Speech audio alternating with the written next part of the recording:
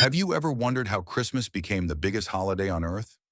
Or how a mysterious bishop from the 4th century transformed into the jolly gift giver we call Santa Claus? Today we're diving deep through ancient traditions, early Christian history, and centuries of storytelling to uncover the real origins of Christmas and Santa Claus. And trust me, the truth is far more magical than the myth. Before we begin, smash that like button, subscribe, and ring the bell so you never miss another history uncovering episode. Long before Christmas existed, the world celebrated the winter season. Civilizations across Europe marked the darkest days of the year with feasts, fires, and festivals. The Romans had Saturnalia, filled with gift-giving, decorations, and parties.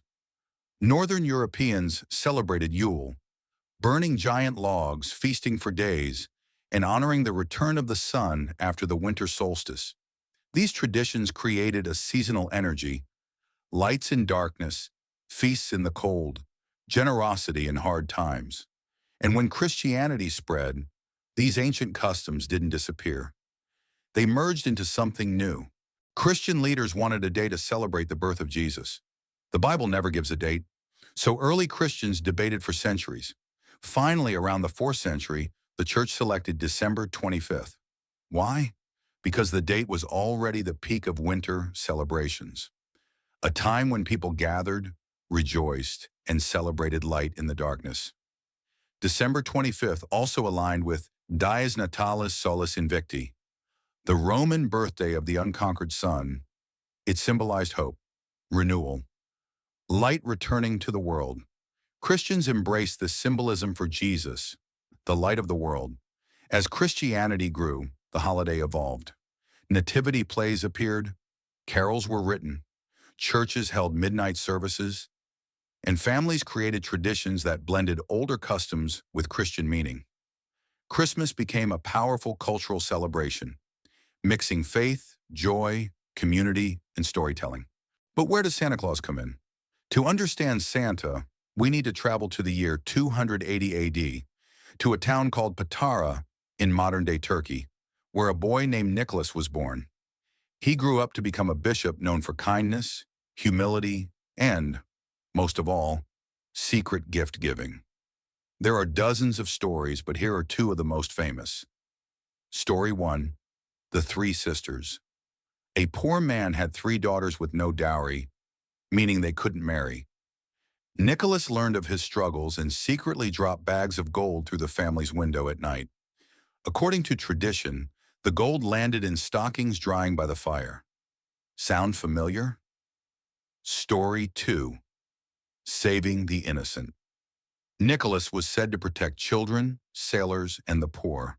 His reputation as a miracle worker spread across Europe. By the Middle Ages, he became one of the most beloved saints in Christendom. But how did a Turkish bishop become a magical man in a red suit? That took centuries, and a little help from storytelling. As centuries passed, Saint Nicholas became the patron saint of children and gift-giving across Europe. But the transformation into Santa truly began in the Netherlands. The Dutch called him Sinterklaas, pronounced Sinterklaas. He wore bishop robes, rode a white horse, and delivered gifts on December 5th. When Dutch immigrants came to North America in the 1600s, they brought Sinterklaas with them. English speakers adapted the name, and Santa Claus was born. But he still didn't look like the Santa we know today. That transformation required American writers, illustrators, poets, and eventually, advertisers. Let's break it down. In 1823, a poem changed everything. You probably know it. "'Twas the night before Christmas." This poem gave Santa a sleigh flying reindeer, a chimney entrance, a jolly, magical personality, not a bishop anymore, but a warm, cheerful visitor of children. Then came illustrator Thomas Nast in the late 1800s. His drawings in Harper's Weekly gave Santa a round belly, a long white beard, a North Pole workshop elves, and a list of who's naughty or nice. Finally, in the 1930s, Santa became a worldwide icon thanks to advertising, especially the Coca-Cola illustrations by Haddon Sundblom. This cemented the modern red suit, rosy cheeks, and joyful charm we know today. But at his core, Santa remained a symbol of something much older, the generosity of St. Nicholas and the hope of Christmas. So why did Santa become such a major part of Christmas? Because stories shape how we celebrate.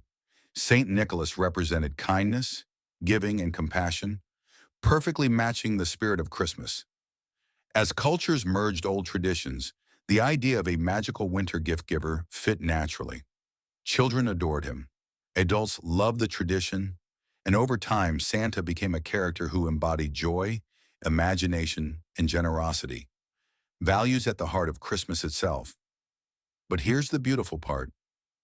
Whether you celebrate Santa, the Nativity, or both, these traditions all point to something deeper: hope, light, love, giving, and the belief that even in the darkest seasons, joy can always return.